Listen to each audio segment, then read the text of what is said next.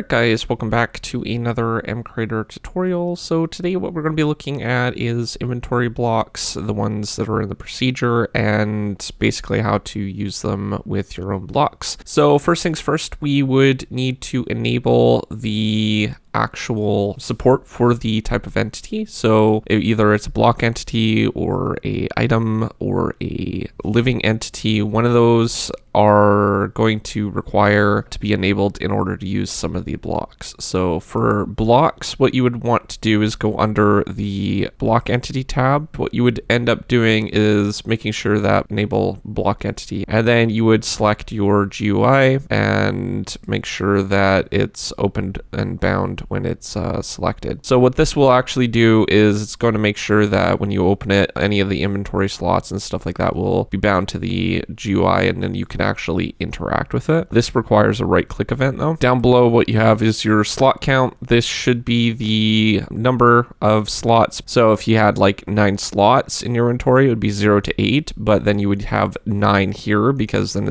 you have still 9 slots, right? And down below what you have is maximum stack size. You can adjust this how you want. By default, it should be set to 64. That's generally the size of what Minecraft uses, so you can set the max stack size up to 99, I believe now, so at least in recent versions. And then you would basically select your GUI here. We don't actually have a GUI yet. I will create one in just a minute. Yeah, so that's basically all that you need to do for this one. For items, a little bit different. You would need to go under the advanced properties, and then you need to select your GUI that you have here. And once you selected it, it will enable the inventory for that particular item. And same idea, you have your slot count, and that's the same thing as blocks, and 64 would be generally the size that you would want. You can go up to 99, and then for entities, it's under the inventory tab, and it works just the same way as the items. You would select your GUI, that will enable it, and then you would set your slot count and then your stack size. So in this case, we would probably be using 64 in most cases. So when you're creating a inventory for your block, what you would need to do is go to the GUI type and select GUI with slots, and then you can start placing your types of slots. Generally what you want is your input slots here, and this will start with an ID of 0. You would basically select that, and then you would basically place this down somewhere related to the thing. You can also turn on snapping, and this will snap them relatively correctly to the position. You can actually offset the position to make it a little bit better. We'll do right about here, I guess. And sometimes it goes to the corner. I'm not sure why it does that.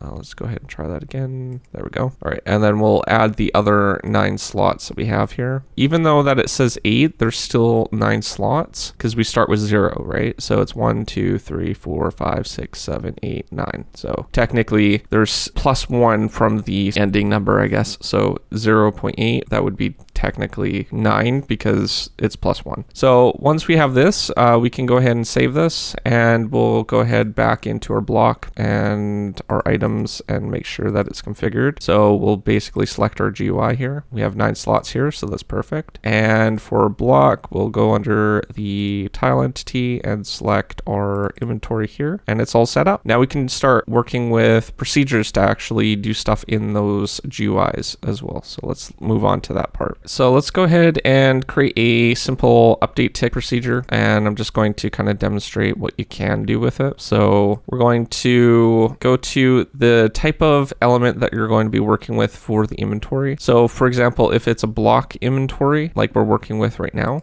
we would go under the block tab and then actions, and then there are some inventory blocks in here that we can actually use. So we have the set inventory, and above that we can remove it. We can clear the slot as well. We can deal damage to the inventory slot. So there's a few different options here that we can actually do for those ones. I don't think there's any more down below. And then for conditions, what we can do is we can actually get slot information. It's way at the bottom here. So get copy of item, and that will will allow you to get the copy of the item in the slot. And we can also get the amount of items. And I think that's about it. Yeah, that's about it, I think. So those are your general block ones that you have here. There's different ones that you have under the items as well. So let's start under actions, and we'll go ahead and look at where our inventory stuff is. So it should be set in inventory slot. So that's our set one. Yeah, there's not a remove one, but we should be able to get the inventory count or at least the item in the inventory. So yeah, we can get the item in the inventory. And if we want to get the count, then items already have a block get number of provided items. So you would basically just do something like this, and that would allow you to get the amount of items in the slot. And to set, well, you would basically do the same thing as the set thing, right? So that's basically those. And then entities would have their own inventory blocks as well. You have, I think a little bit further down, we have set armor slots. Those might not always work. Then you have the set inventory slot, so that would be this one. And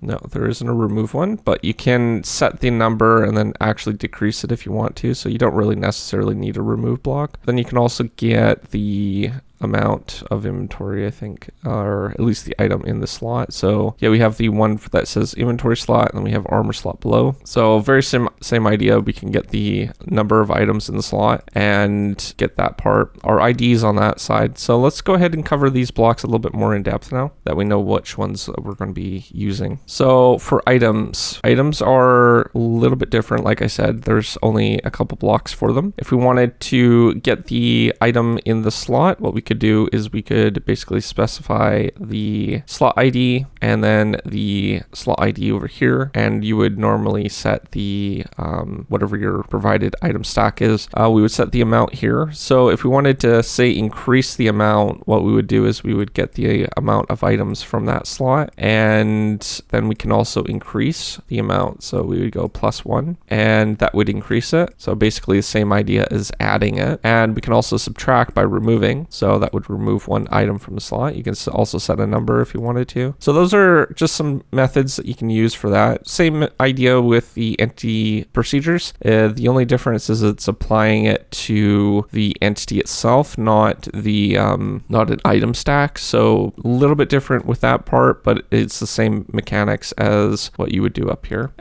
Blocks, there's a few more blocks for the block ones. There's clear, which allows you to clear the specific slot ID. You can deal damage to this slot ID. You can set the damage here, slot ID, and then the position of the block. You can remove, which is basically just a simplified version of subtracting one like we were doing. Or you could keep to the same method and do the exact same thing by setting the slot ID. So those are your ones here. And then you can also go ahead and get the copy of the item that's in that slot and the count. So those are basically the same things. Okay, so I'm going to go ahead and put together a quick procedure that will generate a duplicate of an item in the block slot. So what we're going to do is we have the update enabled, and then what we're going to do is we're going to start getting the slot that we have, and we're going to test if that slot is less than the amount of items. So what we're going to do is we're going to first check if the value in that slot is greater than 0 to make sure that there's an item there to begin with, and we're going to also check if it is less than the maximum stack of that item. So what we can do is we can go to item, and then we can grab the maximum stack size, and we'll update that in just a second. That's basically what we're looking for at the very beginning. We're checking if the stack size or the stack of that item is going to be greater than 0 and less than the stack size. And if that's true, what we want to do is we want to increase the amount of items. So what we're going to do here is we're going to grab the inventory slot. We're going to check for the item down here. So we're going to just do slot 0 for now. We're going to increase that amount. So we're going to go ahead and grab that, and then we're going to increase that by 1. So now we're increasing the slot by 1 of the same item and in the same slot. So all these slots should be the same slot IDs. And then what we're going to do is we're going to grab that, and we're going to use these to determine the actual slot itself. So we can kind of collect collapse that a little bit to make it a little bit neater. So basically what will happen with this is it's going to generate a copy of the item in the same slot, and it's going to increase that slot count. So something like a tool that has durability, or a tool in general, it won't actually do it, but because we have the max stack size set to that, if we were to set it to 64, it would increase, but it would basically do some weird stuff. So we wanted to check for the max stack size. The other thing is there needs to be an item in that slot. So in this case, we're using slot 0 for the block. So we're going to be making sure that when we duplicate an item, it's going to be in slot 0. So let's go ahead and just grab a random block from the inventory. We'll actually grab a couple just to kind of demonstrate that it will work. And let's grab something that is a little bit different in stack size. I'm not sure. Okay, this goes up to 16, so we'll grab that as well. So let's start with the oak logs, and it goes up to the maximum stack size. We can try putting it into any other slot and it won't do that. We'll do planks next, and it goes up to 64. And then if we go ahead and put the ender pearl in, it should go up to 16 because that's the maximum stack size. If we grab a copy of that item, it only goes up to 16. So that's basically how you can use inventory blocks to manipulate the inventories of existing or your blocks. If you know a block that you're going to be getting, you can also test for it. Like if we were to go ahead and use a dispenser or a dropper, we could use technically the same script with the inventory blocks because it does have 9 items or 9 slots. So we could technically use the same script to increase the number of a block that we know where it is. So if we had like a block here, we could actually run the script from above, and this would basically allow us to infinitely stack up a item in a specific slot. The only thing is when you're working with different items like this, like different inventories and stuff, like trying to use a chest, and you have been testing for like slot 27 or something like that, because there's more slots in this one. If you try to test for something that's over the amount of slots that it has, say with a dropper, and we're trying to test for slot 27, it will crash the game. So because it's basically trying to find a slot that doesn't exist, right? So basically it gets confused and then it will crash the game. You would have to separate a little bit through tags or something like that, so you know what size you're working with, and then run different script for it. In this case, like if we were trying to do chest and a dropper, then we would separate these two with tags, maybe like contains 27 slots or something like that, and contains 9 slots, and then we could run the script based on how many slots that block has. But other than that, that's pretty much all there is to it. It's pretty simple once you know the basics. You can do pretty much the same thing with items as well. I did add a item, but I didn't create a script for it. So you could basically add mechanics for the procedure if it's in inventory or something like that. But hopefully you found this tutorial useful. If you're new to my channel, don't forget to subscribe, comment down below, rate the video, and I will see you guys in the next one. Thanks for watching. Peace out.